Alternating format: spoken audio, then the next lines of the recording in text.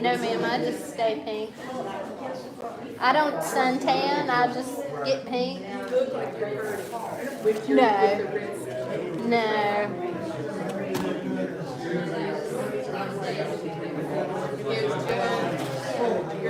Yes. Oh, excellent. Yes. No, I drugged Joey with my GOP, and then I had some help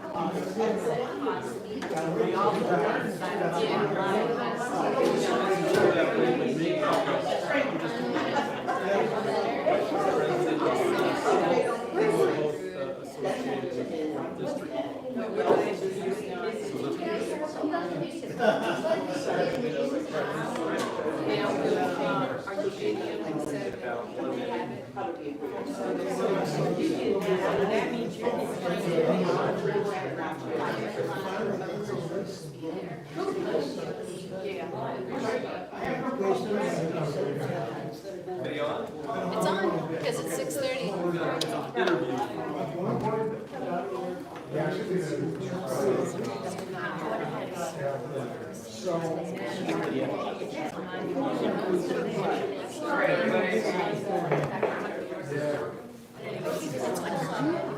Huh? Okay. Just gotta follow the camera. To do any questions.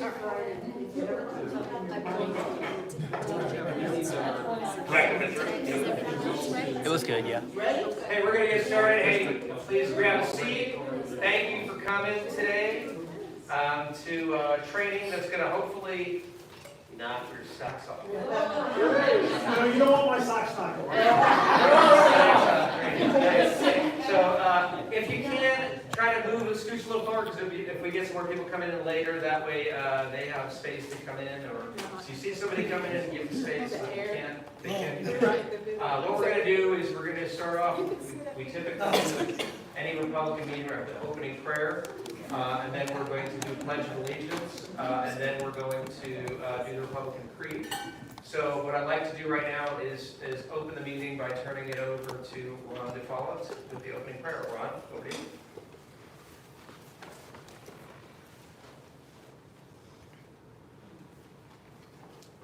Heavenly Father, you're a gracious God, you're a creator. You allow us this time and moment together. May we do it in peace and kindness. Have us to open our hearts and our minds to what you have for us today. We ask a blessing upon all those who have come here safely and those who are on their way. In Jesus' name we pray. Amen. Amen. Amen. Great, and next we're going to have Dave Milhouse come, and he's going to lead us in the Pledge of Allegiance and also the Republican Creed. Dave? Hey, everybody, rise. Take yours off. I pledge allegiance allegiance to the flag of the United States of America and to the republic for which it stands, one nation, under God, indivisible, with liberty and justice for all. I don't have it up here. I did not choose to be a common man. It is my right to be uncommon. If I can seek opportunity, not security, I want to take the calculated risk to dream and build, to fail and succeed. I refuse to barter incentive for dole. I prefer the challenges of life to guarantee security, the thrill and fulfillment to the state of utopia. I will not trade freedom for benefits, or my dignity for a handout. I will never save my God.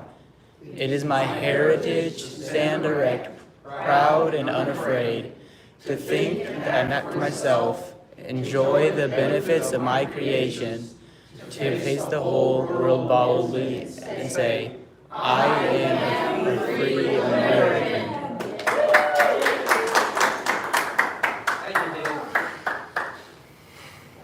All right, so with that, I just want to get started by introducing our new chairperson, Yvonne Julie. Let's give her a round of applause.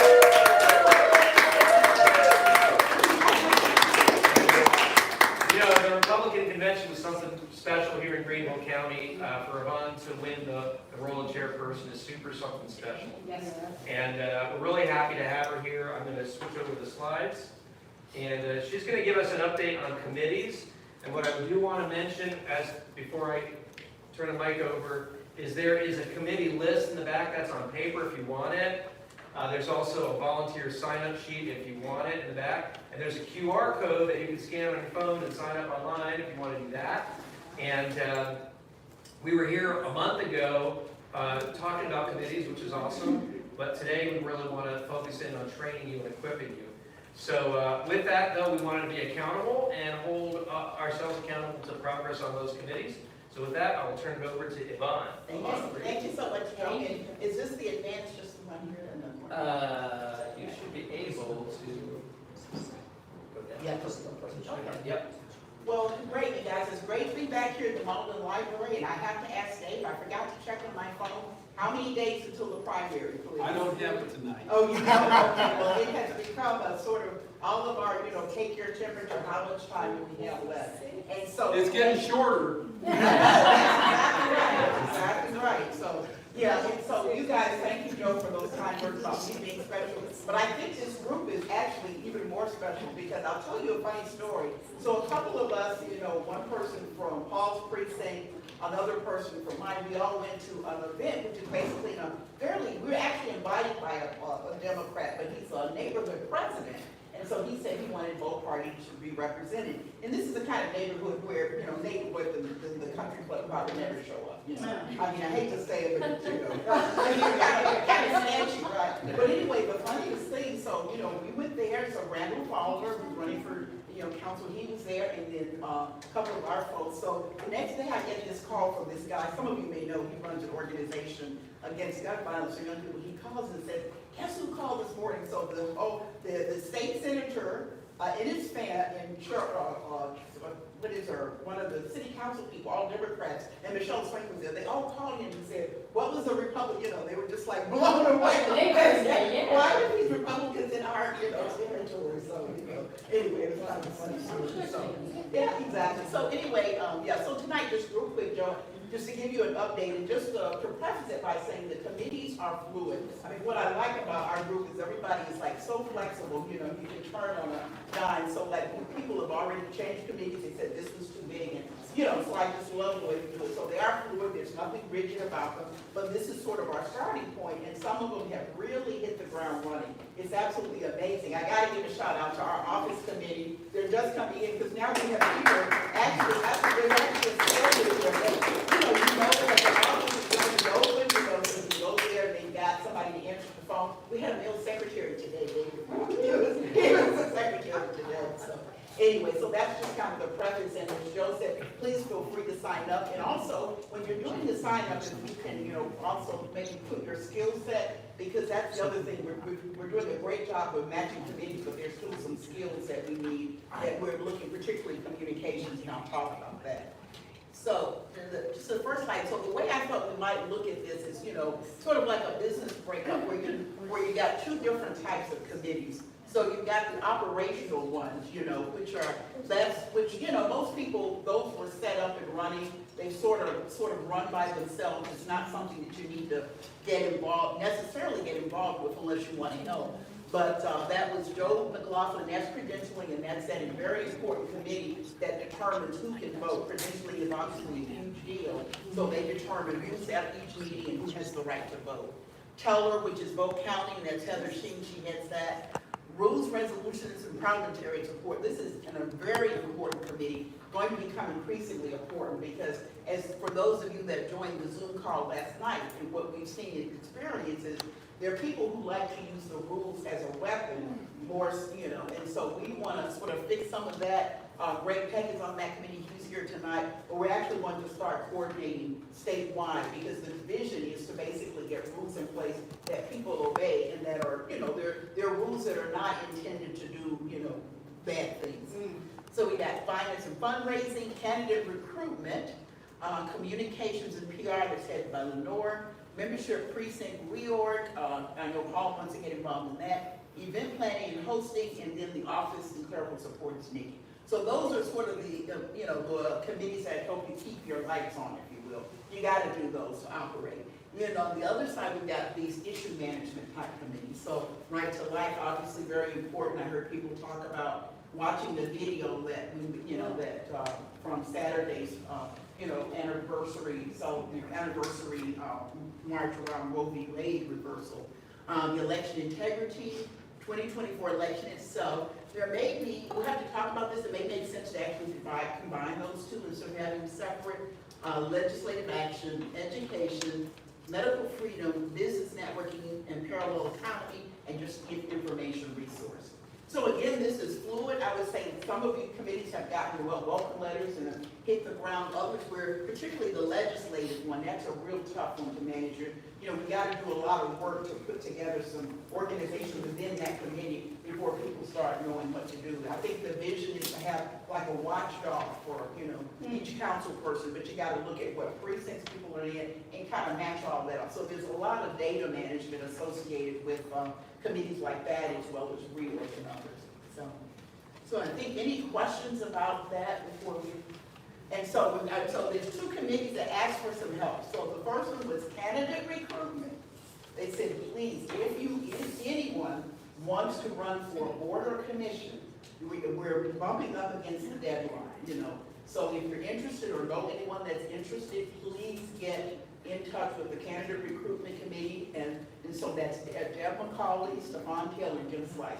Just send them a note. And by the way, we'll have all of this up on the website, all the committee information will go on the website. We're going to have a meeting about doing that tomorrow.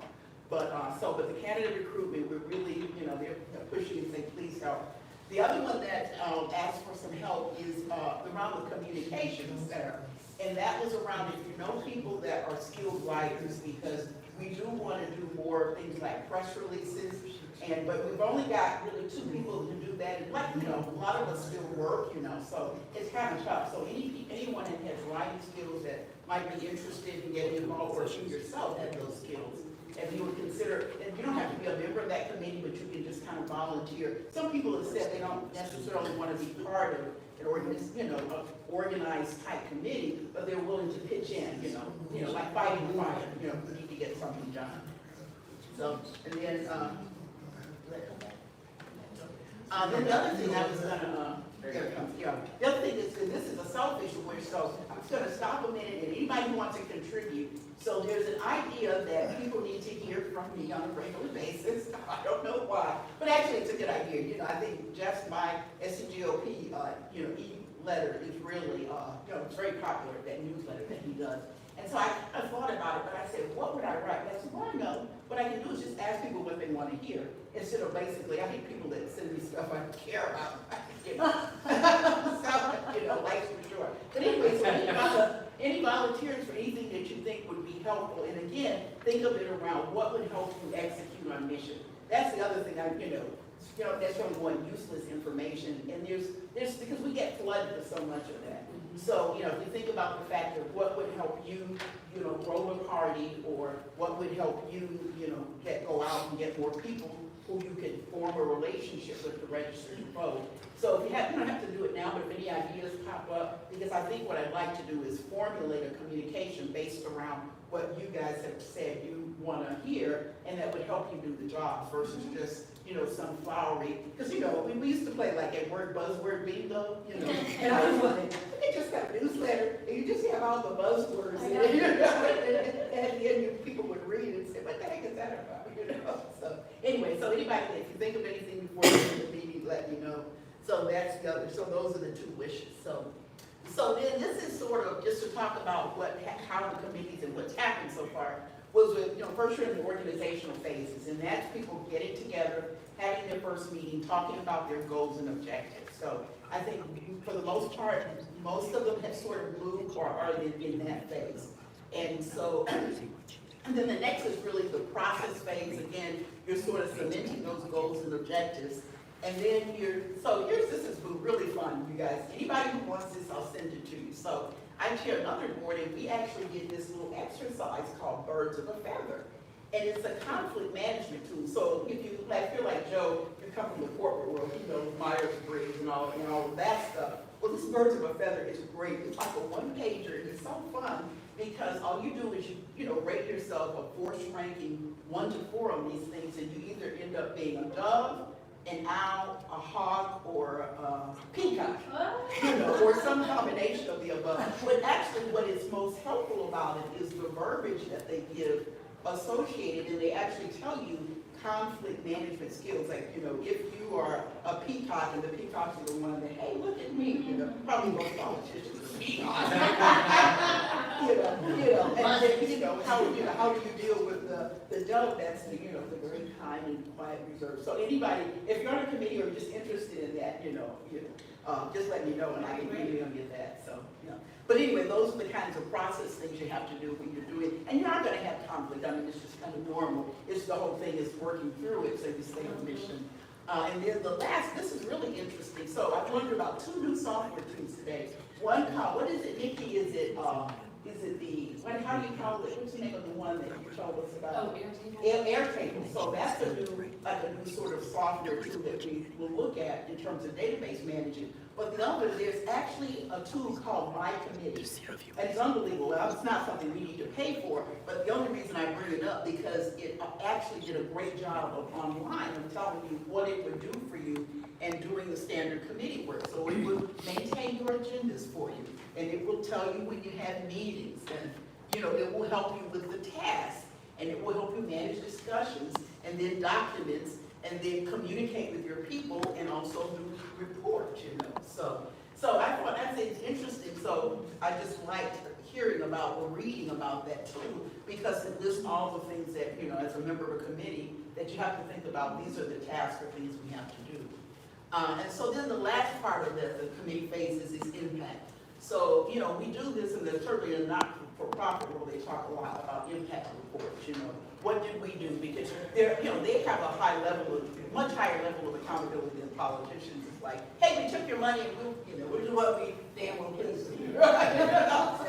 Which is their attitude, but the not-for-profit world, they like to go out around metrics and show, this is the impact we make. So I think that's a good way to think about, your committees is and it also helps keep you around the mission as well. So what will be different or what is different because of the work we did. So, and I think, and that's it. And the last slide, keys to success. So be clear about goals and objectives and why your committees exist.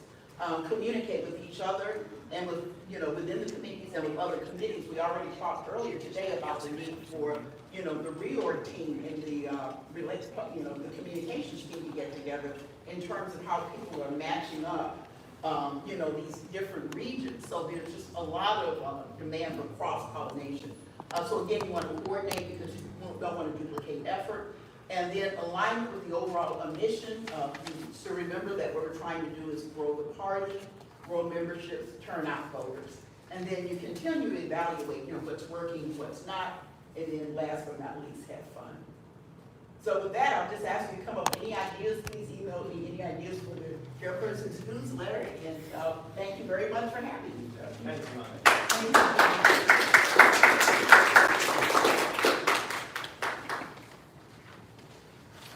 Awesome. So, hey, we're really blessed to have Ivana as a leader. Her experience is just very deep and very broad as well. And what you just see that coming through in the communication. So I just want to acknowledge and thank you for bringing clarity and vision, mission, and action to the Greenville County Republican Party. And it's great to have you in the leadership role that you're in. Well, thank you, Joe. I appreciate it. Feel the same about you. All right, so we're going to switch gears. We have a two-part training today. I'm going to jump out of the microphone for a few minutes. Does this work? Is my voice project enough? Okay, Leslie, I think your voice will project enough too. Okay, so we're going to cover two things in the training today. The first is how to become a great precinct leader. We're going to cover that. That's going to be there to help motivate you, educate you, and activate you as a precinct leader. You can use this again and again. You can actually bring this back to your own precinct. And then we have a very special guest, Leslie Hayes, who's sitting in the back. She's going to be teaching you the 5 essentials of leadership, which personally, I know Leslie because she was an executive coach for me when I was in corporate America, and she's fantastic. And I learned those principles from her, and I begged her to teach them because they're so powerful. Simple to remember on one hand, which is really excellent. And I have 5 principles on the other hand, so by the time you're telling your 10 principles, 5 on each hand, you're going to be in great shape. All right, so let's see if I can get to the next screen. The creed. Okay. All right. This is showing. So 5 principles to becoming a great precinct leader. And my name is Joe Citeno. And I lead civic engagement. And our goals in civic engagement are very simple. Motivate, educate, activate. Motivate, educate, activate. Citizens, that's what we're trying to do. To grow the party and to grow the voter base. So you can learn all kinds of great things about Greenville County's Republican Party by visiting the website. So I thought it would be great to have a slide that said greenvillegop.com. And if you go there, there's resources, there's events, there's training, there's links to other resources like mySCGOP. Sign up and get involved. Get the newsletter so you stay plugged in. It's really hard, and people don't really like it, when you text them every day something new that's a really long thing. So if you get the newsletter, you save all that effort. So my encouragement is definitely plug in. And what I want to first highlight is the importance of precincts and precinct leaders. And I want you to think about the differences of sand. Here's some sand. Just pass this around. Think about that for a second. And I didn't bring a brick because I was a little bit worried about brick and so we might get upset. So I didn't want to bring a brick. But I usually bring a brick. So imagine there's a virtual brick going around the other side. So tell me something that's different between bricks and sand. What's different? Solid. One's solid, one's soft. Okay. So is it easy to build on sand? No. And what's essentially different about a brick? What makes it a brick? The bonding, the togetherness of it. And so as we look at ourselves as leaders in precincts, where precincts are the foundation of the Republican Party, if our precincts are loose and not connected, and people aren't connected together and working together, the whole foundation of the party is broken. We need it to be bricks, not sand, so that our foundation is strong. And that comes by having leaders in the precincts that are bonding those precincts together and making those leaders together, precinct by precinct by precinct by precinct, building a solid foundation in Greenville County so we can be a model for the state, so we can be a model for the country. So if you want to fix this mess, get your precinct right. And if you can't get your precinct right, figure out why you can't get it right and then go fix that. So this is really the essence of the Republican Party, is strong precincts, relying on precinct leaders. So we're going to talk about how to do that. And I'm going to give you another example of contrast. I want you to think about Navy SEALs in this picture, and then this baby SEALs below the Navy SEALs. They're both SEALs. Okay. How does this relate to leadership? So what are some characteristics of Navy SEALs? Fearless. Okay, that's a good one. What else? Tough. Okay, what else? Determined. What else? A team. Okay, great. What else? Take responsibility. They take responsibility. What else? Training. They're trained. Okay, contrast. Baby SEAL. What are the characteristics of a baby SEAL before it's cloned? Cute. Cute. Cute. What else? Nice fur. Nice fur. Dependent. Waiting on mommy. Waiting on mom. Dependent. Sort of defenseless. Right. Alone. Yeah. What else? Okay. A victim. Could be easy. Meal. A meal. Okay? So what I want to remind you, just like shake off all the baby SEAL in you. If you're going to try to lead a precinct, just shake it all off. Yeah. Because what we need is you to have a trained, team-oriented set of leaders who are determined, fearless, and are going to go do stuff. That's what we need. Today, we're going to give you the tools to go do that. But if you want to change the story of our nation, you just got to look back at this picture and say, okay, who am I in my precinct? Am I this one? Or am I going to work to create this one? And they're very different. They're very different.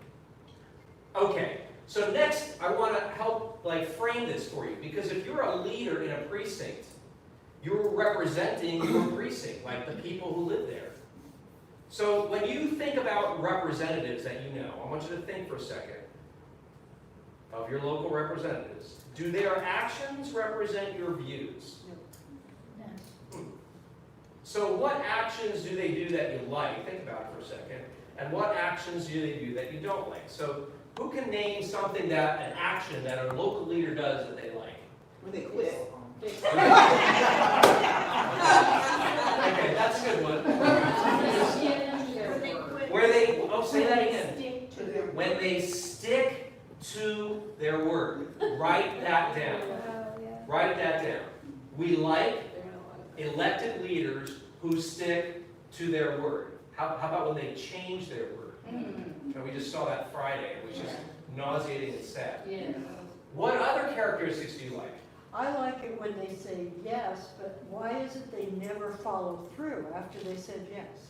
You like them to say yes and follow through. That would be great. Yes and follow through. Okay. What actions do you not like? Lying. Lying. Okay, lying. Do you think they just intentionally lie all the time? Yeah. Yeah. So, but there was another one. You don't like it when they say yes and don't follow through. Right, they tell you they're gonna do something, and so you're waiting for it to happen, and then you call them up and you say, hey, it happened.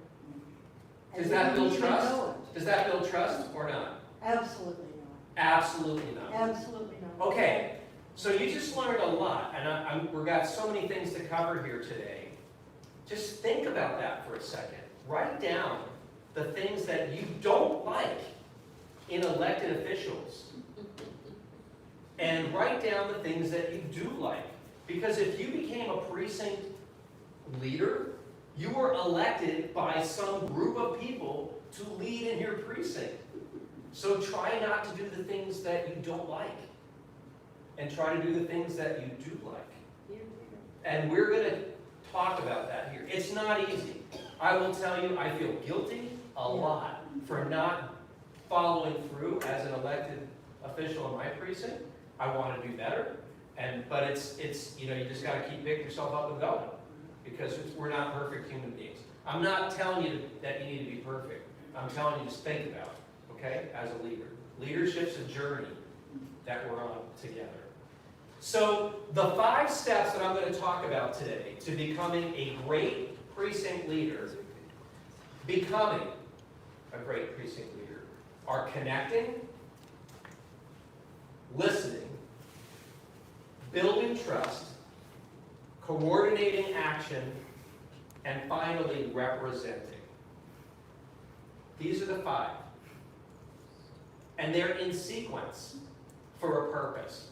Connect, listen, build trust, coordinate action, and represent. And what I'm going to do is give you tools for each one of these 5. I'm going to define what they are and give you tools to help you grow on your journey as a great precinct leader, because you're not going to be there tomorrow. It's a journey. That's a journey we're on as leaders. So first I want to talk about connecting. Connecting has to do with what you are in your precinct, reaching out to the people who are actually the members of the precinct. You actually, if you're going to connect with them, you actually have to meet them. You actually have to know them and see them. And you've got to spend some time to learn about them, as well as share something about you. Remember, the great thing of potluck dinners at church or whatever, your community, is the sharing. I learned something about them, they learned something about me. And then remember the things that you learned, like their name, and what matters to them, and follow up. Remember and follow up. Essentially, connecting is about really going out and doing the tough work of getting out of your comfort zone and meeting the people in your precinct, so that they know you. When you walk around the neighborhood, do they say hi? Do you say hi? Do you stop and talk? Do you not stop and talk? These are keys. Here are some ideas for connecting. Ring the bell. Really, just first and foremost, go around the neighborhood, ring the bell, say, hey, this is my name, I'm a precinct leader.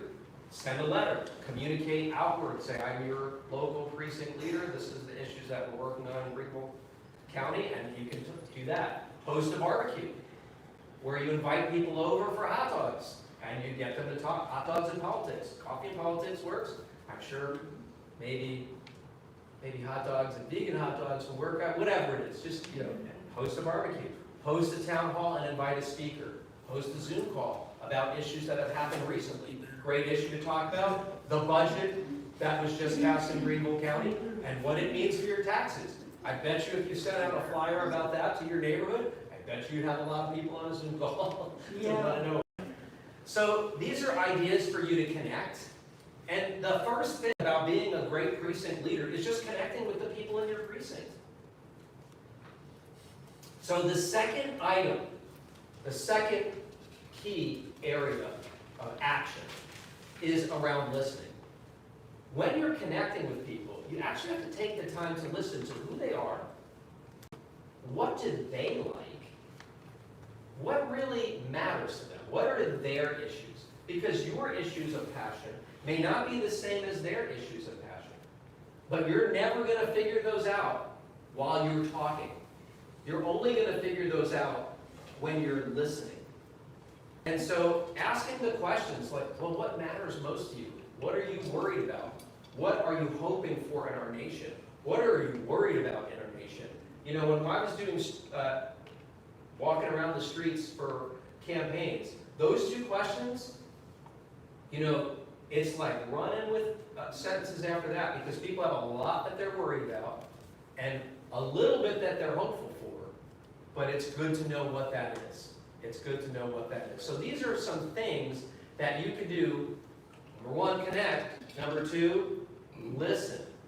And make sure you're understanding the people that you're talking to. And here are some tools that I will give you to become a better listener. Very simple tools. The first one is called the replay. How many of you have ever been to a drive-thru? Okay, in the drive-thru, what do?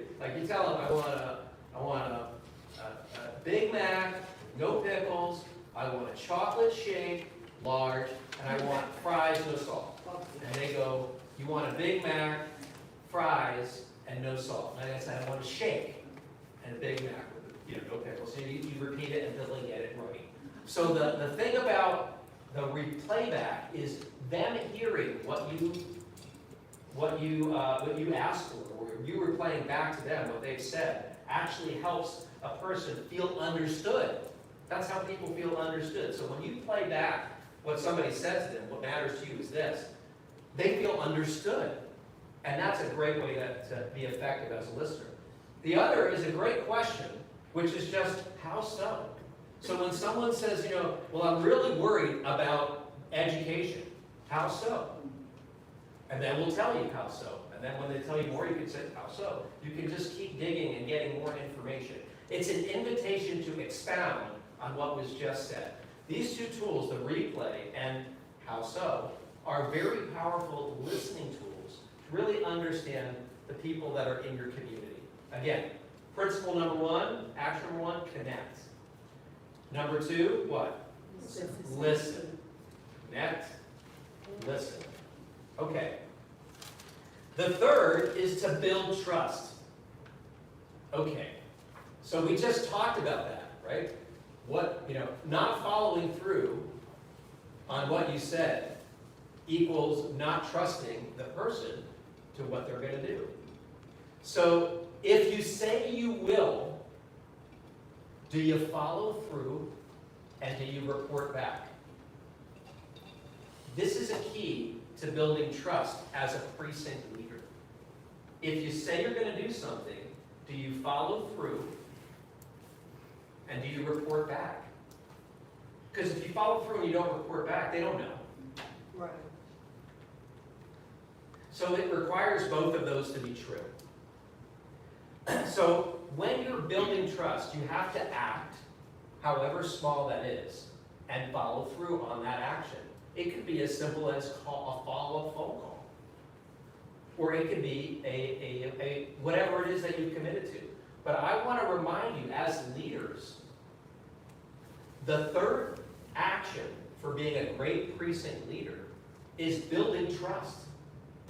You can't start building trust if you haven't connected to people. You can't start building trust if you haven't listened to them. And you can quickly erode trust if you don't follow through on what you say. So the third principle is building trust. And so here, you got a question? It's something that, okay, building trust, and that is a two-way street, isn't it? How so? Well, where'd you get that from? First of all, you're going to follow through on what you want to do, or what you tell them you're going to be doing. But also, you have to be able to delegate. Otherwise, you as a leader are going to get worn out. Yes. And so they have to build trust for you. Yes. So it's a two-way street. You have to give them the trust, but then you have to develop the trust in them. Right. Yeah, as you're building a team, a leadership team around you, the trust really matters, two-way. And it's very difficult. You're not going to be effective being a precinct leader on your own. It's not going to work. You need to build a team around you, or else you're just going to burn out, as David just mentioned. And that's two-way, building trust by delegating and having others follow through so that you identify the people who are trustworthy. Yeah, well stated.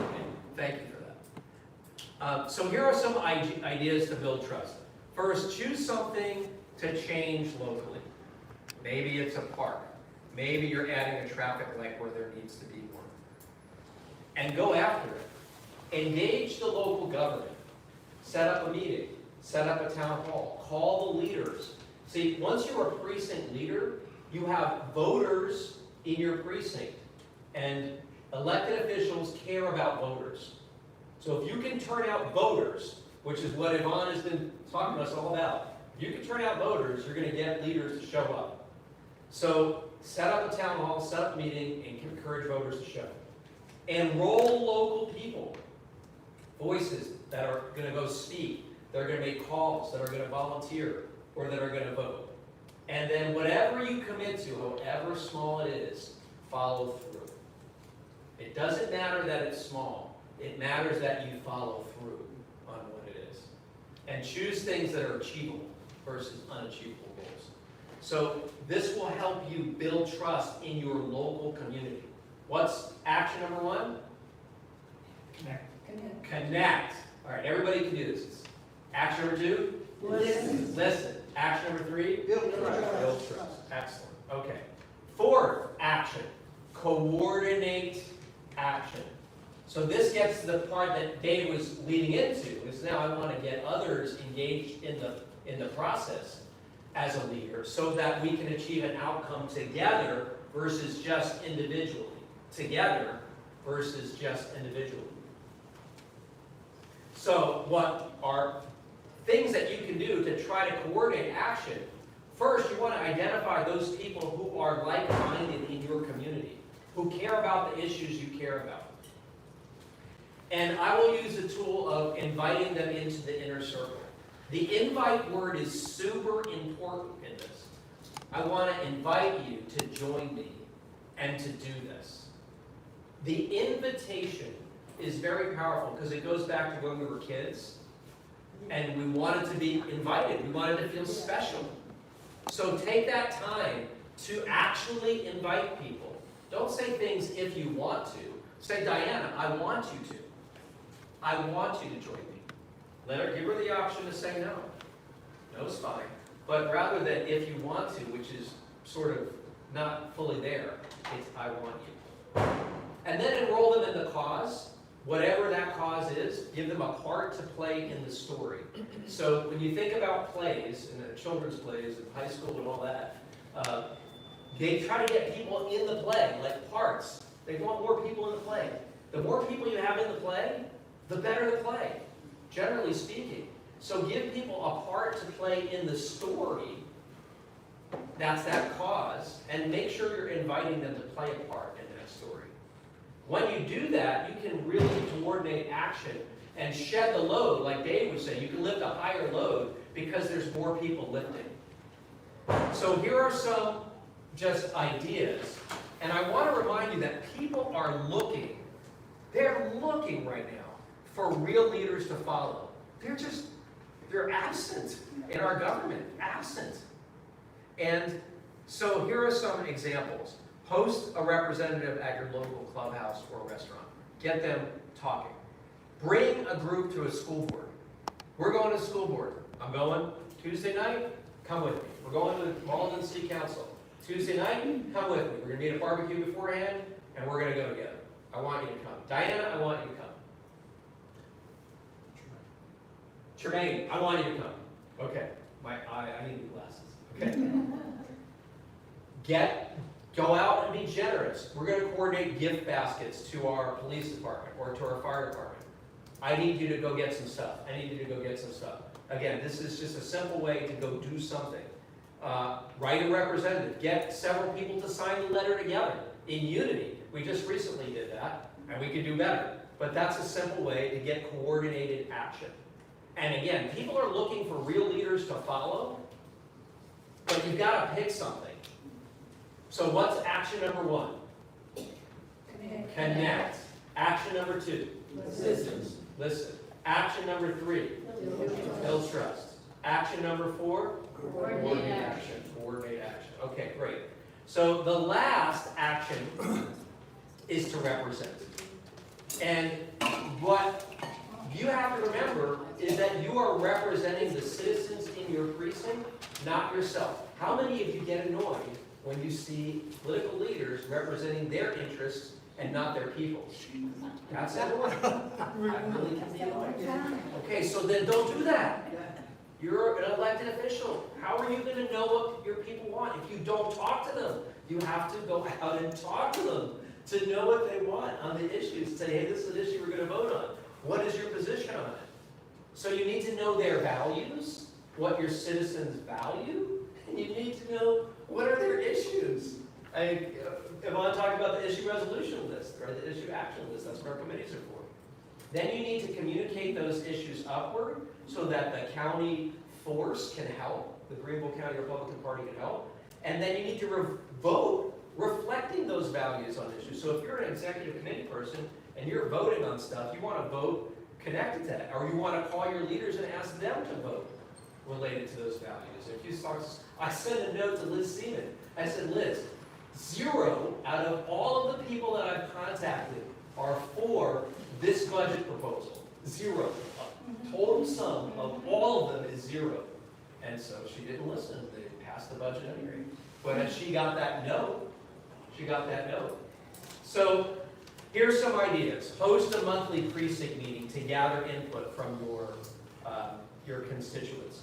Gather input from precinct members before your county GOP meeting. Host a Zoom. Go talk to them by door. Have a phone call. And then afterwards you can debrief. This is what we talked about. Hey, I just want to tell everybody over coffee, this is what we talked about. You can meet at a coffee shop and do it. Or send them an email. Or send them a text message, which I do. Irene does. We help each other send messages via text on issues. That way people are connected. So these are ideas of how you can represent by getting information back from your constituents. Okay, number 1, action 1. What's that? Connect. You gotta connect your people. Action 2. Listen. Action 3. Build trust. Excellent. Action 4. Coordinate action. And finally, action 5. Represent. Excellent. Okay.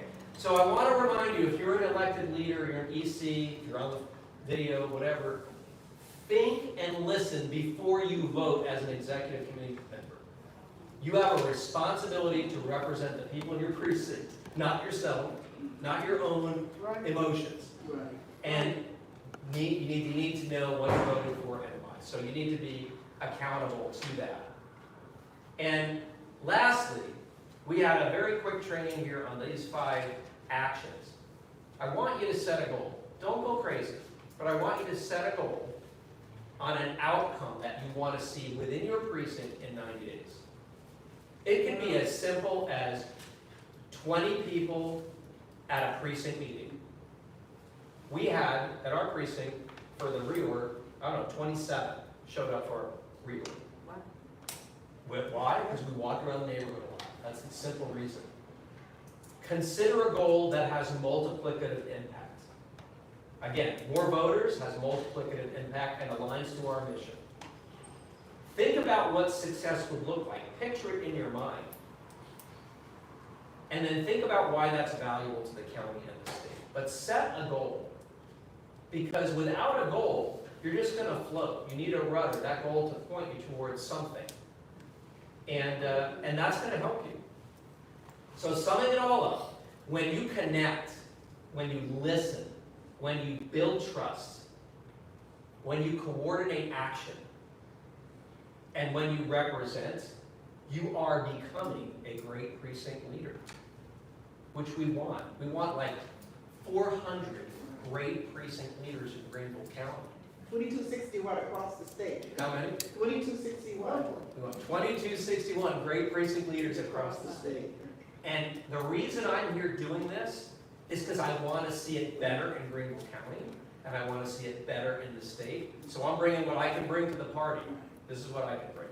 So the other thing that I can bring is the next speaker. Leslie Hayes, and she's going to come up and talk to you about the 5 essentials of leadership. I want to thank you all for being here. You made a choice. You made a choice to be here tonight, to sacrifice time to learn something. Take it and run with it. Go be amazing, because why not? Why not be amazing? Why not be uncommon? And my information is here if you want it. And so with that, I'm going to introduce Leslie Hayes. We have to let you plug in, right? Yes. And why don't I let you plug in, and I'll introduce you while you're plugging There you go. And Leslie, I met as a trainer. She runs the Hayes Approach, which is a company locally here in Greenville. They do HR support for multiple groups and organizations. I have an extra water for you if you want it. And she's super educated, super knowledgeable about leadership and human relations. And just in one of the people that I remember, you know, in my career as for being super, super helpful. So with that, I'd like to welcome Leslie Hayes. Thank you for coming. I'd like this to be conversational, if at all possible, partially because I think people learn better that way, partially because it's getting late, some of you might be tired, and I don't want you to fall asleep on me. So we're going to talk about leadership, and I know that each of you are leaders. Some of you may have heard me talk about this before. I don't know if any of you, I gave a talk I don't know, a year or so ago, and I don't know if any of you were here at that time. Why do you follow the people that you follow?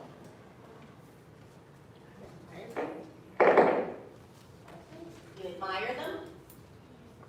Okay, what else? Inspirational. They're inspirational. What makes them inspirational? They have a commanding presence. They might have a commanding They presence, communicate okay? well. And they are willing to lead. Okay, Definitively, there's no waffle. There's okay. And you can trust them. You can trust them, okay? They're honest. They're honest, okay? To take action. They take action. They make things happen. They tell you things you don't know. They tell you things you don't know. They listen well. They listen well. All right? Let's look at what we're talking about in terms of power. So a lot of times in the kinds of positions that most of us are in, we don't think a lot about our sources of power.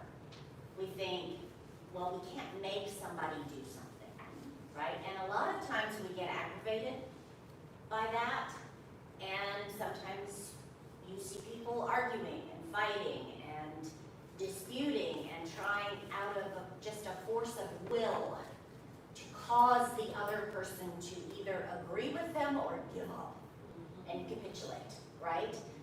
But the truth is there are only really 5 sources of power. And this has been studied in research, and if you want the sources to research it on your own, I'm happy to give it to you. Basically, you have positional power, which means I'm your boss, I'm the king, I'm the president, I'm the police officer, I'm the person in charge. And I can either reward you if you do what I want, or I can coerce you. I can punish you, right? So I'm your mom, and you have to do it because otherwise I'm going to take your phone away, or I'll get you more minutes on your phone, right? I have that. This is what most of us think about when we think about power, all right? The funny thing is, there's this whole other category of power called personal power.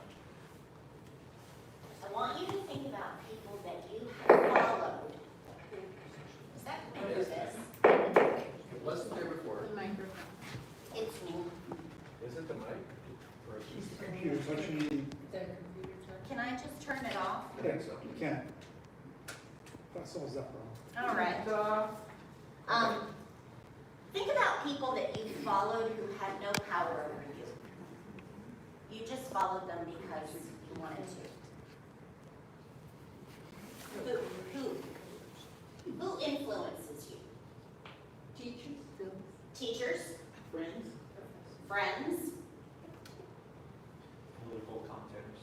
political commentators, Pastors. pastors, social media people, celebrities sometimes. I mean, I know all of us in this room are perfect, so it doesn't happen to us. But somebody somewhere may or may not have been influenced at some point in their lives to purchase some or other item because somebody else said they should do it. Nobody here has ever done that or knows anyone who's done it, but it does happen out there. But did George Foreman don't count? I'm just saying, it can happen, right? So why do we do that? Well, we do it because we think they know what they're talking about. They're a pastor. They're a political commentator. We think gosh, I mean, doctors are a great example, right? They don't actually have any power over us.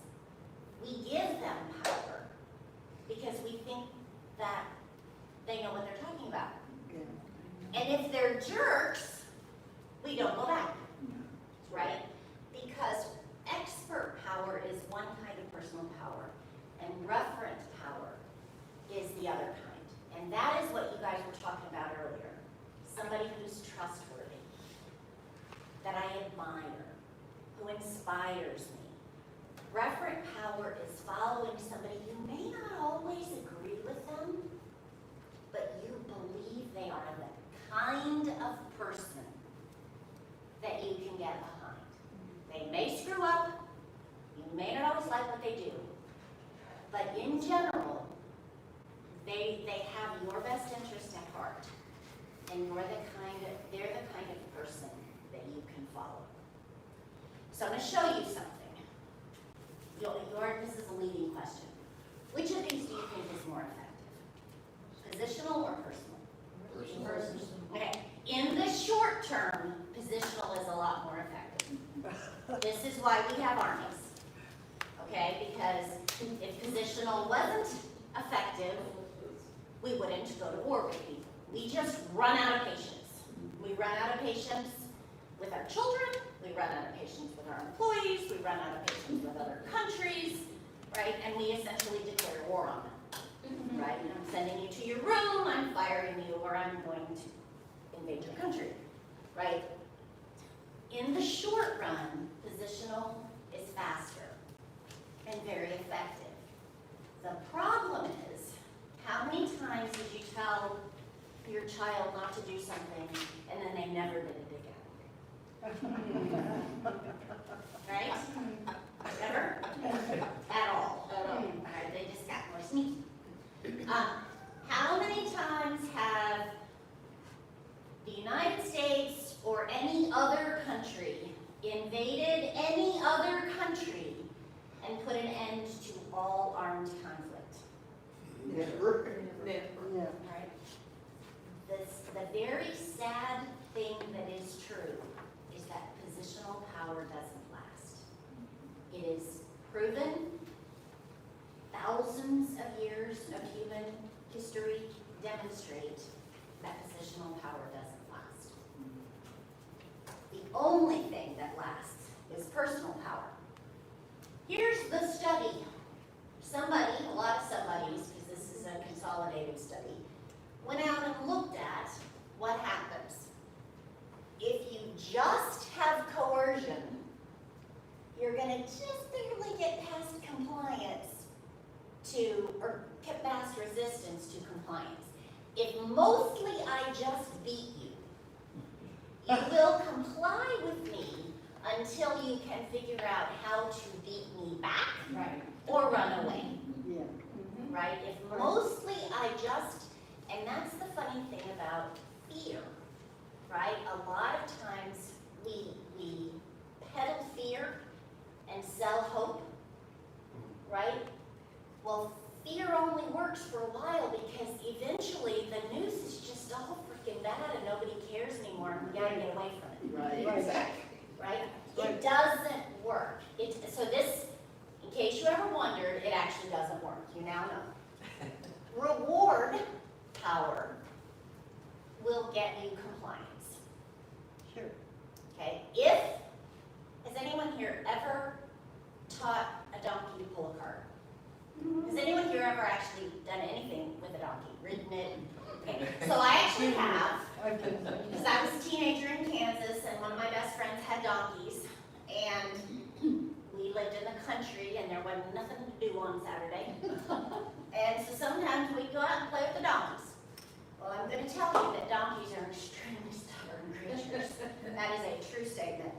And you can get a donkey to do stuff, but you have to have the right treat. And the donkey has to be hungry. And the donkey has to not be bored of your treat. And it has to not be too hard for the donkey to get to your treat because the donkey's going to run out of patience at some point. However, if the donkey actually learns to love you and just wants to come spend time with you, it's a lot easier to get the donkey to come over. They still sometimes won't, just because they're like perennial teenagers, but that's what they are. That you will get some compliance there, but it's real dicey, because if the donkey's full, or they don't like your particular reward, they don't have your particular set of motivators, it's gonna struggle. Legitimate power will also get you compliance. You're going to do this because I'm your mother and I said so. You're going to do this because I'm your boss and this is how we do things here. You're going to do this because this is the way the procedures work in our party. That's just how it happens. You will get compliance. Again, until the person just gets sick of it. Or they get a better offer. Or they like somebody else more. Right? Because expert and referent, you can't see it over here, but you actually get cooperation. You go from resistance to compliance to actual cooperation. If I like you, and I think you're smart and know what you're talking about, then there is a much higher likelihood that I'm going to do what you ask. Much higher likelihood. The big problem, so why doesn't everybody do that? Takes more time. It takes so much more time. It takes so much more time. And most of us, how many of you woke up this morning and said, wow, I have all the time there is. It's amazing. I just am going to go out and count the bugs on the street, right? My father retired 6 years ago. He's more busy than he has ever been. And he ran a freaking business. Right? We are amazing at finding ways to make ourselves busy. Right? I can't do that. I have to go do blah, blah, blah, blah, blah. That blah, blah, blah wasn't even invented 50 years ago.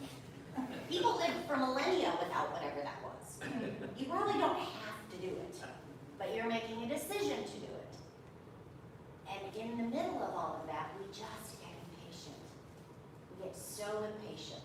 So if you want to be a really good leader, one of the very best things you can do is take a deep breath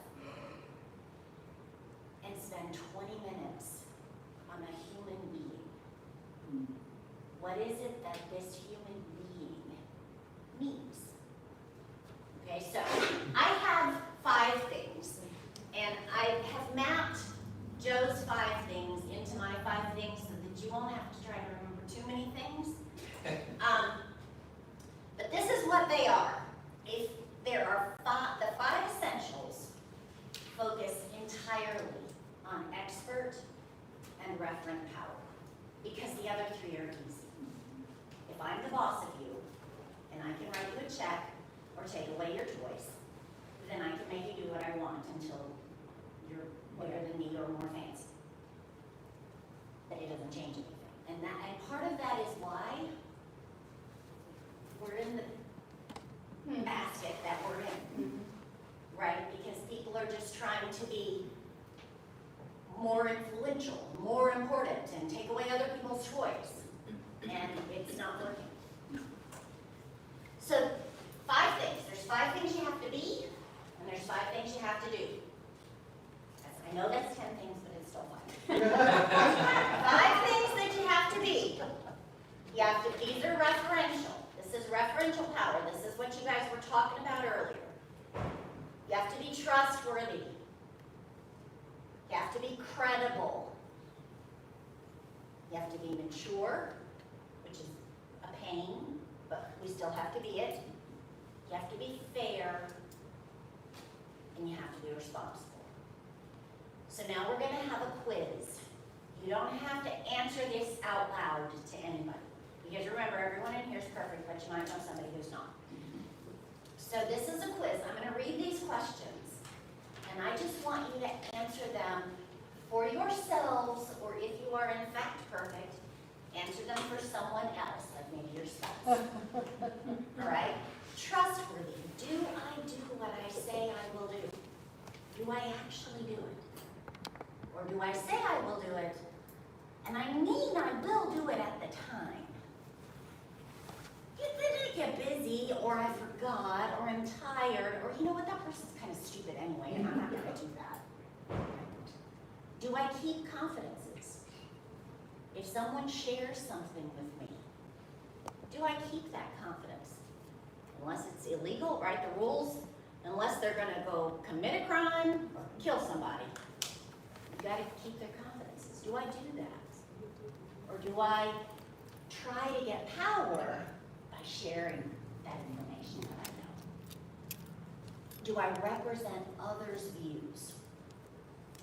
I was on a call for an hour and a half this afternoon with a young lady who was very, very angry with another person in management who felt that that person had not fairly represented what she told her about her career.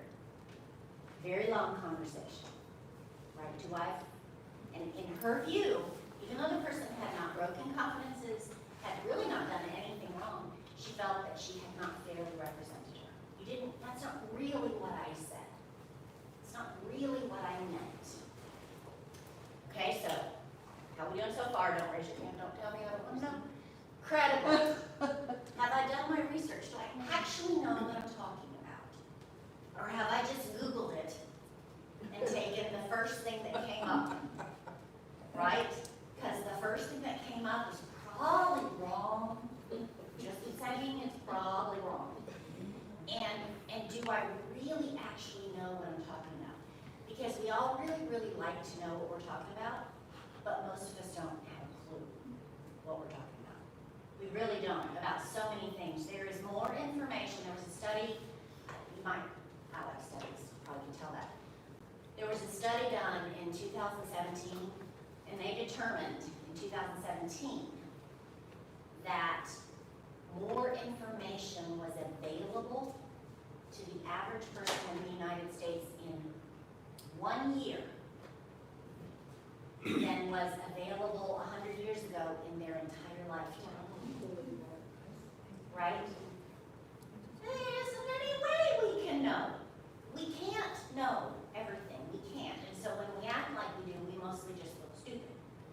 So pick some things, and if you say, I think, then have thought about it. If you say, I have adopted this phrase that I say a lot. Here is something that has appeared in my brain. I have not thought about it. I am going to say it.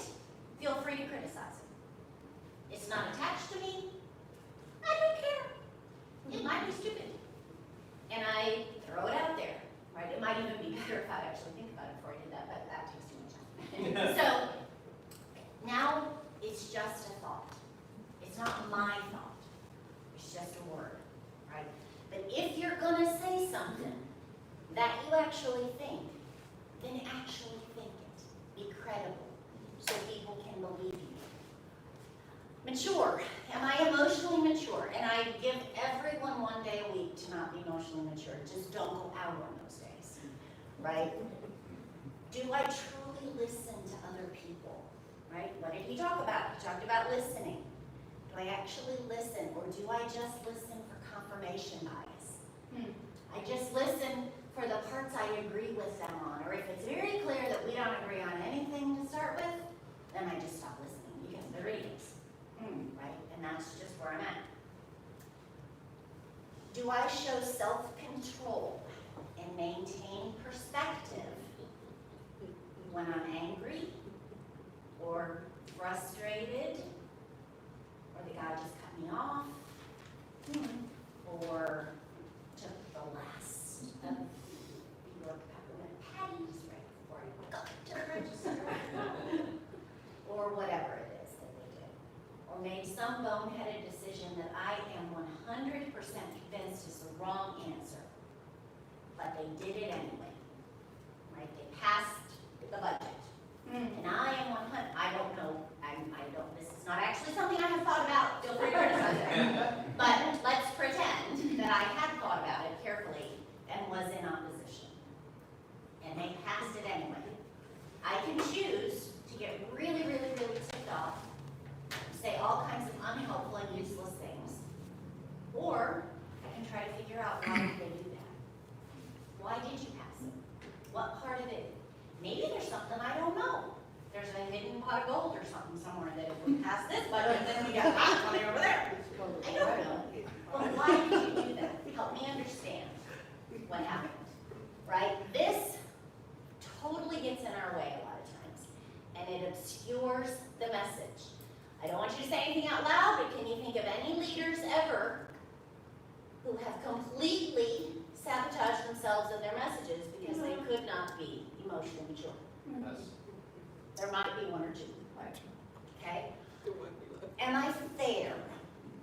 Do I understand the objections to my arguments?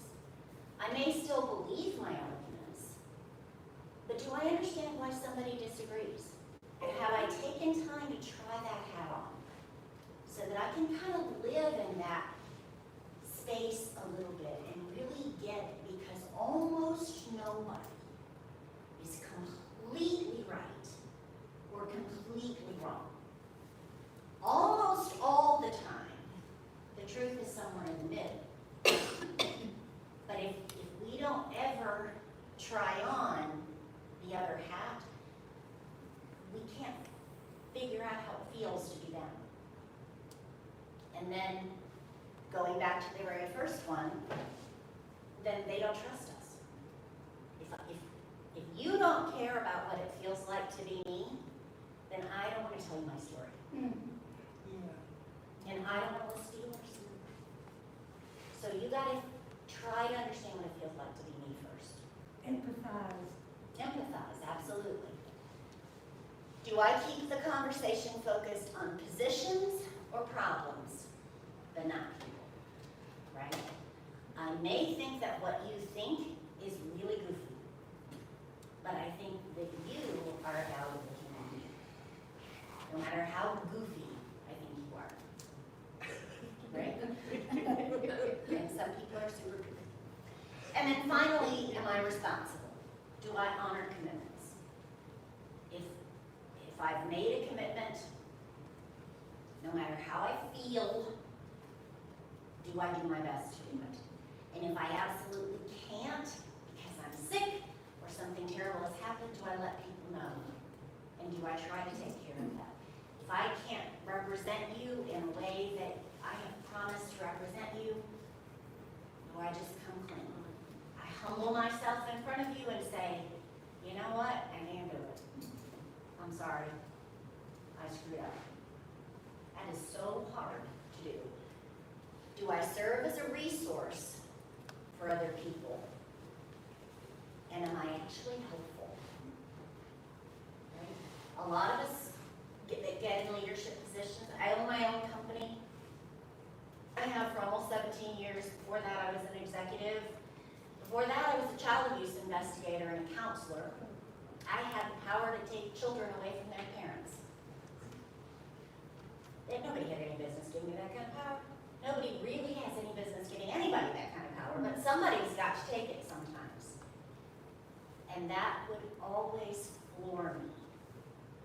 That it was me, it was my call. If this mama, who was doing the best she knew how to do, but it wasn't, she was doing her best. That didn't mean it was good enough for the kids, but she was doing her best.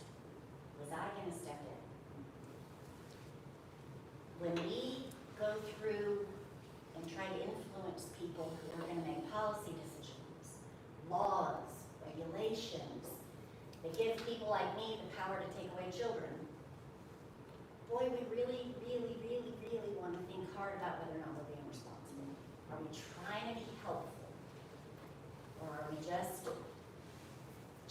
doing it because that mom looked mean at me and she yelled at me to get off her property, and then I got my knickers in a twist and said, well, I'm going to get off your property. I don't think you can. Right? Can't do that. Can't do that. Not if you're going to be a leader. All right. So, we got to be trustworthy, we got to be credible, we got to be mature, we got to be fair, we got to be responsible. How'd y'all do on the quiz? Everybody got 100, right? Because we're amazing. We're awesome. Once I have done those things, and we first must do the work on those things. I'll be honest with you, I've been teaching this since 2010. up on my computer at work.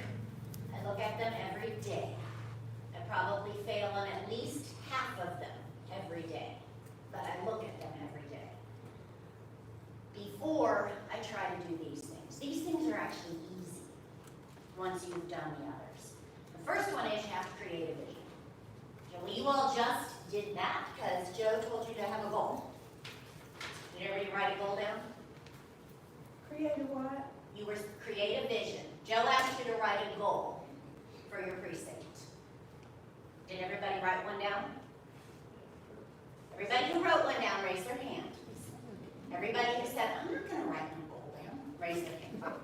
Okay, you get another minute, write a goal down, because now you can do double dipping, and it can be your vision.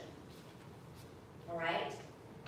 The second thing you do is then you have to tell somebody. Right? If we want to go from Greenville to, where's our favorite vacation destination? Somebody throw one out. Italy. Italy. Oh, love Italy. So if we want to go from Greenville to Italy, we have to know where Greenville is, right? First, we have to know where we actually are. In order to know where we actually are, we have to actually do our research, because if we think we're in Greenville, but we're actually in Moscow, and we try to get to Italy, we may not get there. We could end up in the Arctic Circle. All right, so we first have to know where we are, but then we have to tell people where we're trying to go. Where is Italy? Why? What is happening there?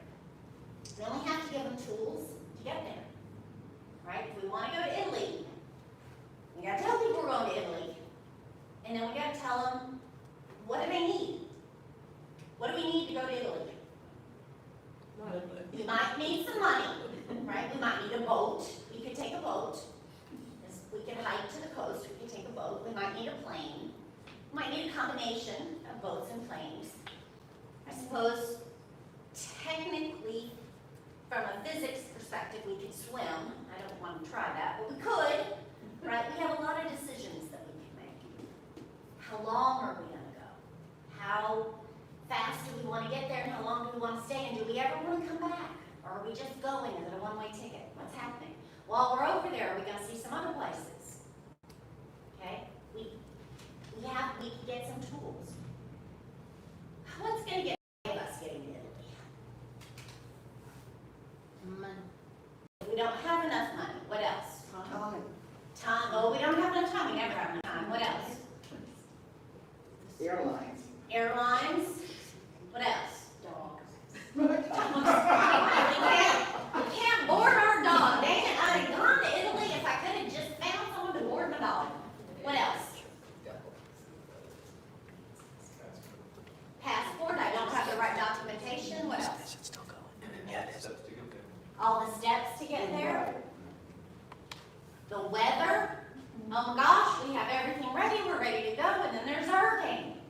Right? Or one of those volcanoes erupts in Iceland and it throws soot all over the world, and then nobody can fly for 12 days. And that was the only time that we had picked out of the whole rest of the universe to go. And the thing, right, there's barriers. As leaders, we have to help remove those barriers. Okay? That's part of our job. If it was easy, you wouldn't need leaders. Right? If all of us could manage to coordinate ourselves, we wouldn't need traffic lights. But when cars were first invented, before they had traffic lights, everybody died all the time because they ran those little big cars into each other. Have y'all ever seen video of the very, very first? Have you seen? And people just went. I mean, because nobody would be patient, right? Because nobody's ever been patient in their lives ever. And they would ride those little bitty cars, and thank God the cars weren't bigger, because they would just drive into the intersection and honk and just go. I'm just going this way. I'm going, and they would just crash into each other, and every intersection would be full of little big cars that were torn out. And so why? So we had that traffic lights, because we can't get along well enough to figure out how to get through an intersection. How many of you know the actual rules before we stop? How many of you follow them? most of the time. No. My daughter thinks that the rules, she knows what they are, but she's like, Mom, she just got her license 3 weeks ago, so she knows everything there is to know about it. Mom, do you know that when people come up to a four-way stop, you know, it's supposed to be the first person to go. And then it's supposed to be the person to the right that goes, but do you know what happens? Well, the first person goes, and then everybody else tries to go, and they all honk at each other. And usually it's the person across from us. And says, what do you do then? I just wait until everyone stops. And the guy behind me honks, and then I go. So we've got to help people. And then finally, we've got to hold them accountable. Right? How many of you have ever had a goal that you didn't accomplish? Why didn't you accomplish it? What is wrong with you? Doesn't mean held accountable. You weren't held accountable. That might be one reason. You just didn't have somebody to check in with you. Right. Or you might Or not you didn't have all measure, the tools. you didn't measure your own success. Yeah, you may not have been super clear. Your goal, you may have said, my goal is to get to Italy, but really your goal is just to get out of bed.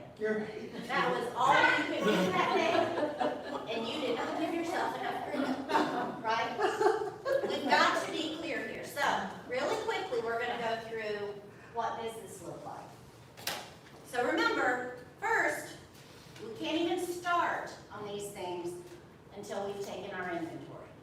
So I wake up in the morning, all right, today, can I be trustworthy, fair, emotionally mature, responsible, and credible? I don't think so. That is the day, just pull the covers up, call in sick, don't cry. Try again tomorrow. But if you got a yes, then what results are we looking for?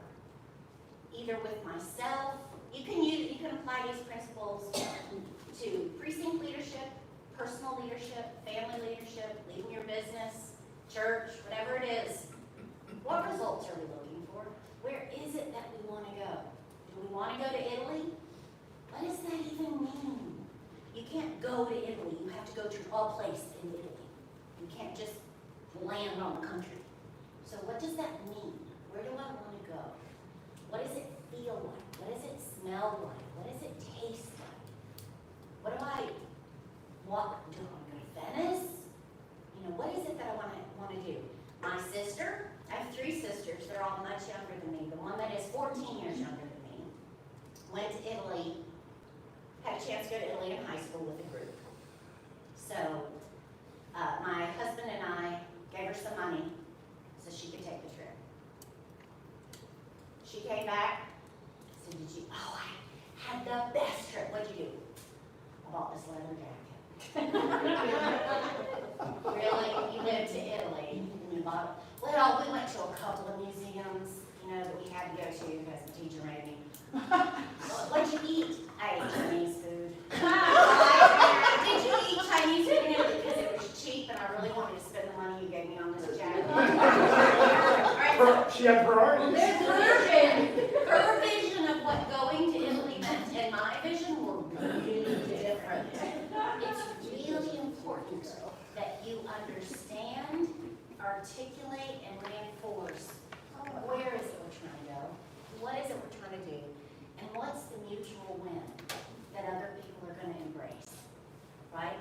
Okay, we're all going to go to Italy. We're going to get you a leather jacket, and you can go eat your nasty Chinese food in the hotel. I am going to go have a really amazing meal over here and go to this, historic monument. But we're both going to go to Italy, and we'll get together. Right? What is it that we're going to do? Then, and this, I'm sorry, is not very easy to see, and I did not realize that initially. But it's the right colors. These are my company's colors, so that's why you have to communicate the vision. So again, if I tell you we're going to Italy, I have to tell you what is going to happen there. What most of us, the biggest part of us, are feelings, right? We have this head, but it's a little tiny, and it lives right up here, and I think sometimes it's not body. But the rest of us has this body that has all these emotions and all these feelings and all these senses. And our body can't read. Our eyes can read, but they're on our head, and that's very tiny. We have to communicate in pictures, in feelings, generate emotions. People don't do things, again, I'll ask this question. For those of you, anybody here ever had a boyfriend, girlfriend, spouse, date, anything? Any at all? Okay. When you were deciding whether or not to go out with the person, did you, we scared her away? No, I love it. I would tease it. It's what I do. Did you say, well, you know, I have this list of specifications for the person that I was going to date. They need to be 5'10", brown hair, have this kind of car, and make at least, you know, $15 an hour. And so you check all the boxes, so we'll go out. Anybody do that way? Of course not. How do you make a decision? Oh my God, he's so cute.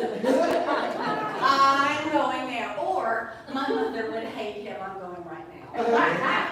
That's how we make a decision. Where does that decision come from? Not from our brain.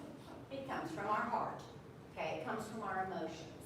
People don't follow us because it's logical to do so. Nobody follows anybody because it's logical to do so.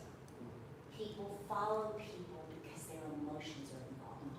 So if you want to change things, you have to get their emotions involved. And remember, the donkey will only obey you if you lead him for so long.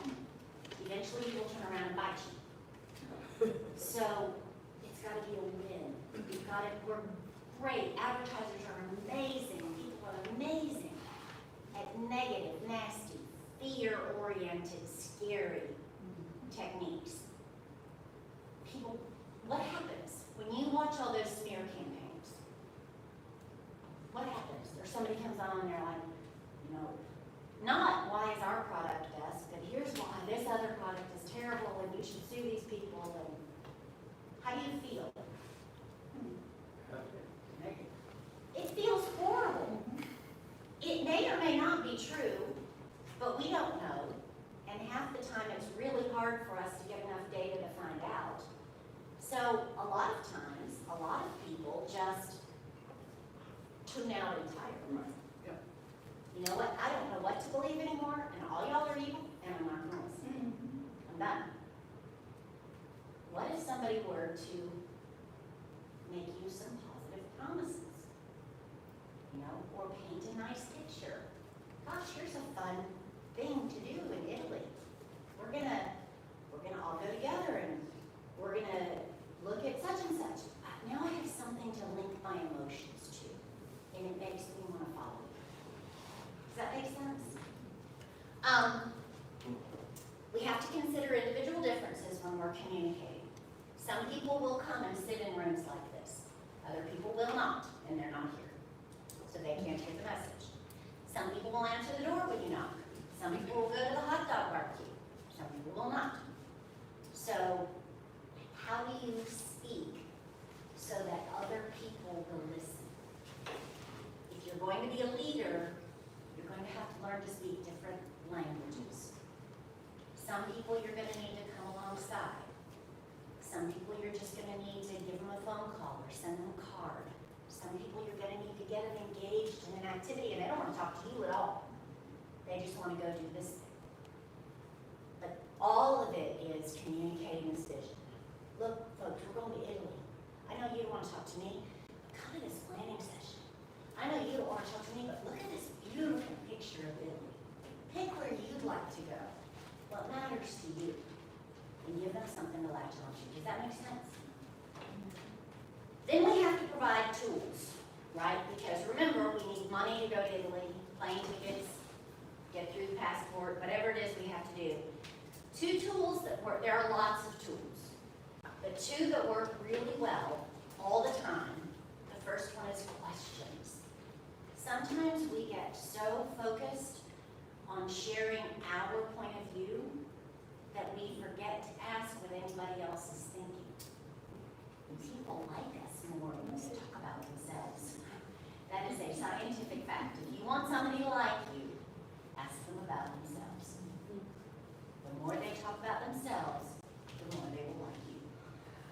I don't think any of y'all will like me at all, so because I'm not giving you any time to talk about yourselves.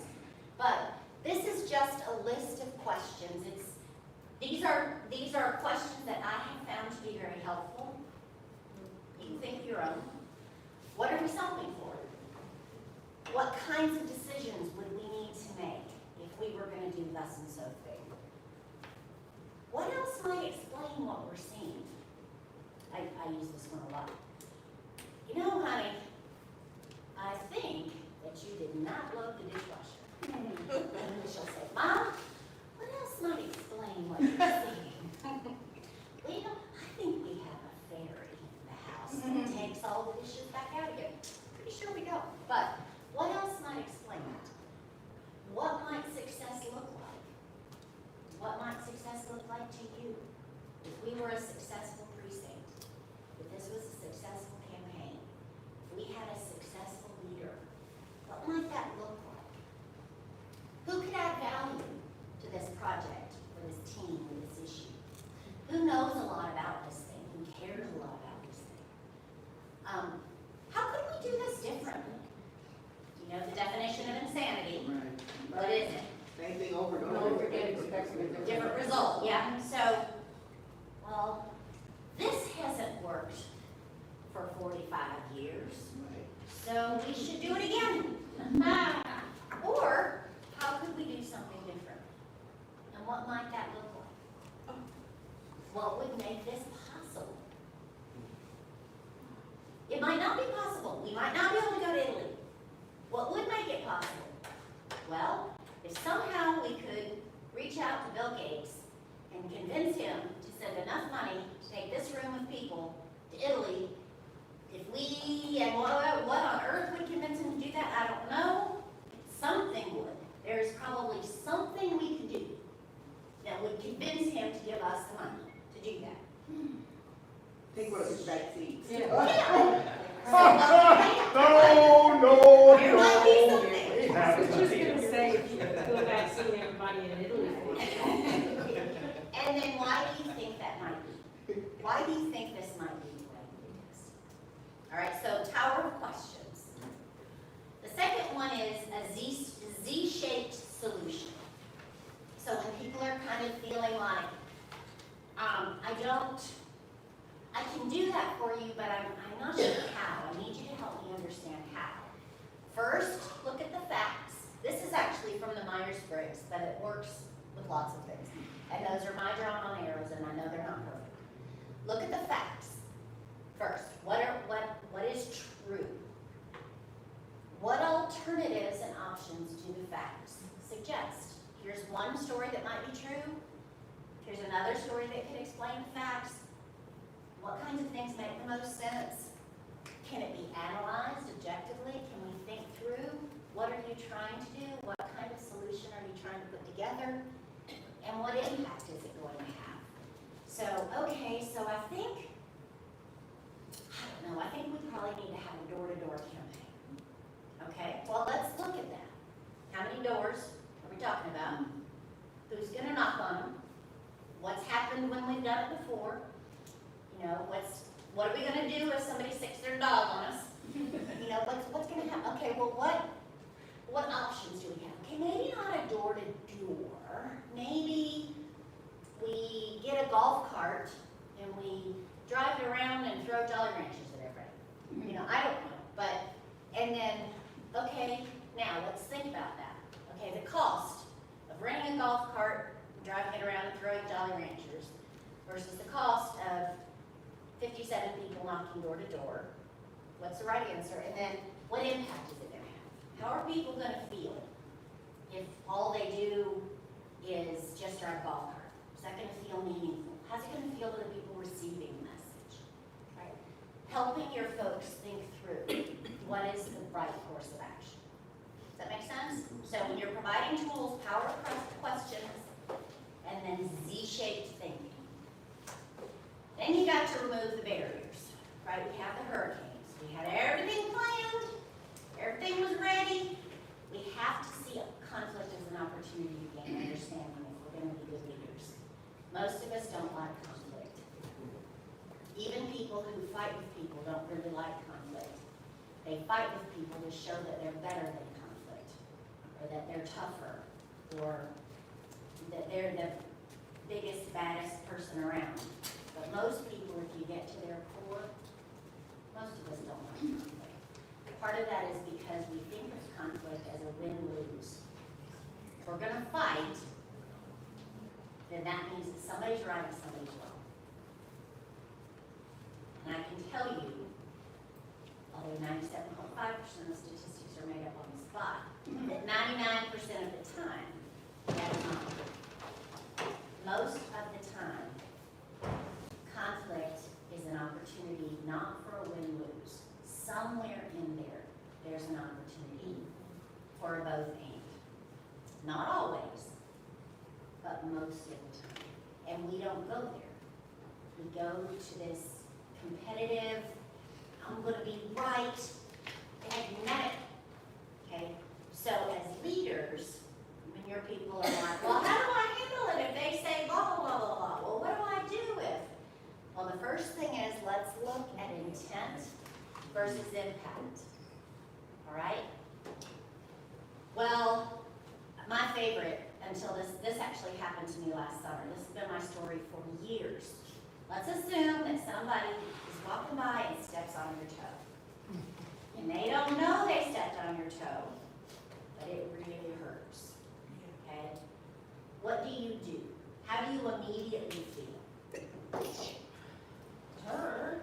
I feel hurt and mad, right? I'm mad at them. That's my first, I'm hurt, and when we're hurt, most of us, maybe not the really super highly evolved ones of us, but most of us get angry. That's our first thing to do. It's protective, it makes sense, it's just not very helpful, right? And so this person who stepped on my toe, didn't mean to, didn't know, went on about their business. Do they bear any responsibility? Should they be upset? Well, yeah, because it still broke my toe, right? Even if our intention, we judge ourselves by our intentions, and we judge everybody else by their impact. I didn't mean to step on your toe, woman. Why are you yelling at me? Because you broke my toe. Okay, this actually happened to me on an airplane last year, so now I don't use it. Well, I do use the story because I just did, but I don't use it as much.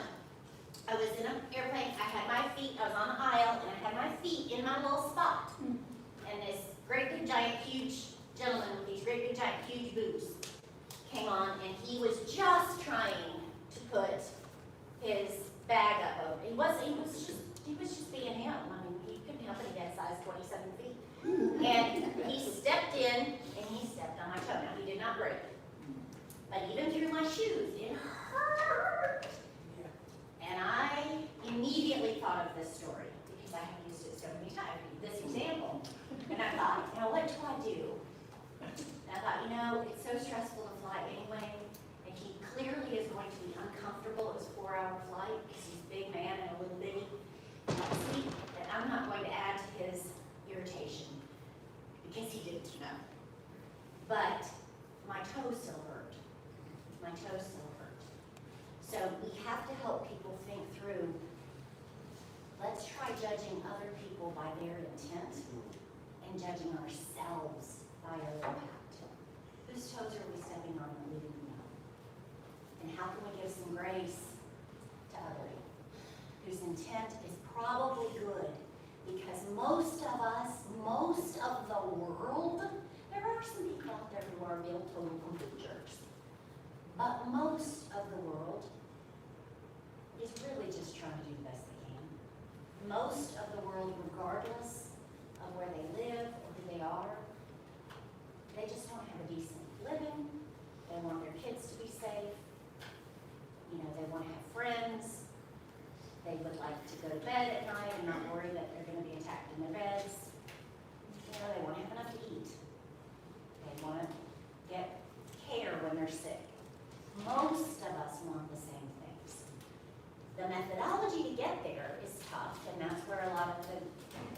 argument comes in. But if we practice judging ourselves by our impact and others by their intent, we'll go a long way. Then we look for mutual purpose and common ground. What can we agree on? Sometimes you might have to go really, really, really far up, right? Like the meeting I had this afternoon. What can we agree on? Well, we both don't want me to be fired. So let's start there. Now, what are we talking about next? Right? But if we go far enough, we can usually find common ground. If you really can't find common ground, you are probably dealing with somebody who has an actual personality disorder. Right? Because most people, that empathy kicks in. And somewhere you can find common ground. And then mutual respect. I may not like you.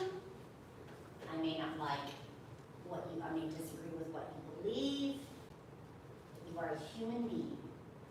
You have innate value as a human being. And I respect that in you. And if I can truly believe that, right, I was so fortunate in my prior work working with social services that I was able to see lots of broken people and say, golly gee, I really think that that's a terrible decision and you're doing awful things. That you are a precious human being and I have not had to live your life. And I respect you.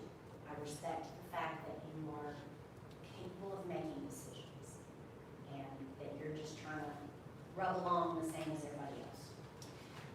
So as we help our folks remove barriers, these are three really big pieces to start with. The second one is when we get stuck.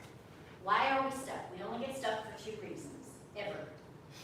We get stuck because we run out of capacity. We literally don't have enough time, and I really am going to go a whole year and not say I don't have enough time because that's not true. We all have 168 hours in the week. Everybody always has, plus weeks are made up. But we all have all the time there is. And we all only have right now. Because we could all walk out of here and get abducted by aliens immediately in the party. Yay! We all Problem solved. right. We all have all the time there is, and we all only have right now. So, but have we tried to cram too much into right now, and we just flat out run out of capacity? Or is it something I just don't know how to do? And I don't want to admit I don't know how to do it, but I need to raise my hand. I just don't have the capacity because I don't know how to do it and I need help. I can't do this. The other reason is I've run out of will. And if I've run out of will, I'm either scared or bored or tired. I don't want to do this anymore because it's boring to me. I don't want to do this anymore because I'm tired and I need a break. I don't want to do this because I'm scared. And you as a leader of, hopefully, leaders, if they're scared, you go with them. If they're bored, you give them something else to do. If they're tired, give them a day off. Give them some time. And bring them some soup. Right? But as a leader, you have to figure out why are they stuck. So that's it. These three, and then why are we stuck? If you got somebody that's just not producing, what's happening? And then finally, we hold people accountable. So the 5 essentials to be trustworthy, credible, emotionally mature, fair, and responsible. 5 essentials to do: create a vision, communicate the vision, provide tools, remove barriers, hold people accountable. First, accountability is last. We often go to, I'm just going to hold you accountable. This is my last slide. I think. I'm going to hold you accountable. Well, again, people are not going to follow you and they're not going to care for you to hold them accountable if they don't know that you're the kind of person they want to follow. So often we jump into accountability before we really earned the right to ask it. So first, it's last. Do the other things first. Second, it's public. When you want people to commit to something, they can do it in front of other people. don't criticize in front of other people, but make them commit in front of other people.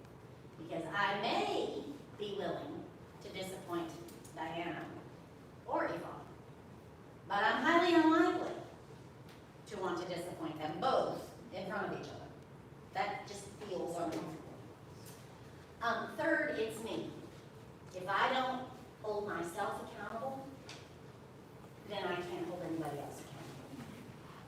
And so finally, it's you.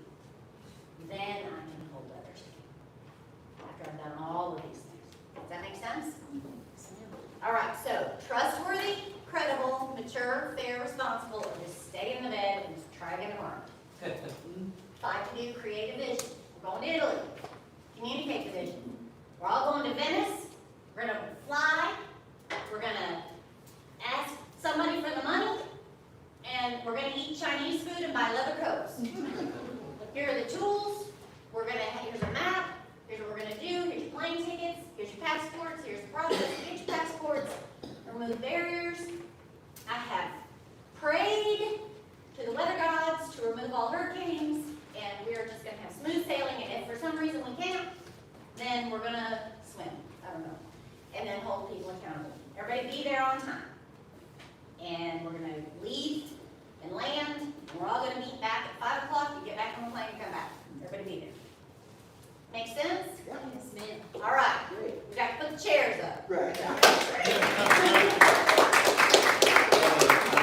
Leslie, thank you, that was awesome. That was great. Awesome. Let's give her a really big round of applause.